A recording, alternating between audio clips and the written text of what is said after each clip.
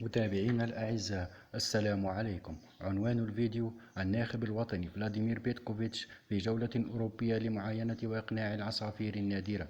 ذكرت تقارير صحفية أن بيتكوفيتش وبعد نهاية جولته في الملاعب الوطنية سافر إلى أوروبا لمعاينة بعض المواهب الجزائرية ومحاولة إقناعها باختيار الجزائر.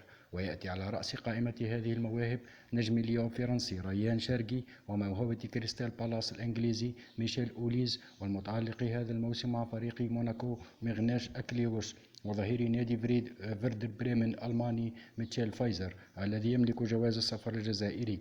ولو أن كل المصادر ذكرت أن الثلاثي الأول شرقي وأوليز وأكليوش قد يتأخر التحاقهم إلى ما بعد أولمبياد باريس 2024، ومن المتوقع حضورهم في تربص شهر سبتمبر.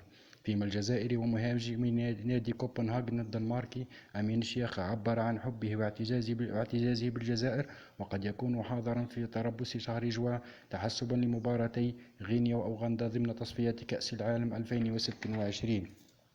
وتبقى الورشة الحقيقية التي تنتظر التدعيم من طرف بيتكوفيتش هي وسط الدفاع، إذ رشحت بعض المصادر الصحفية إلى أن الناخب الوطني خلال هذه الجولة الأوروبية سيعاين كل من صامويل جيغو مدافع نادي مارسيليا، وسمير شرقي مدافع FC باريس في الدرجة الثانية الفرنسية، وكذا المدافع المتألق هذا الموسم مع نادي كال الفرنسي ديلان مداح، لتعويض غياب كل من رامي بن سبعين المصاب ونقص المنافسة لدى القائد عيسى مندي.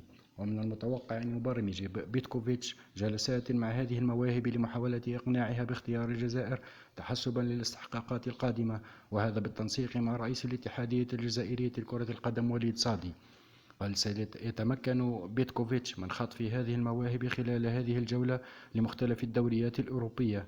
تابعوا قناتنا ليصلكم كل جديد وحصري عن المنتخب الوطني الجزائري. إلى اللقاء.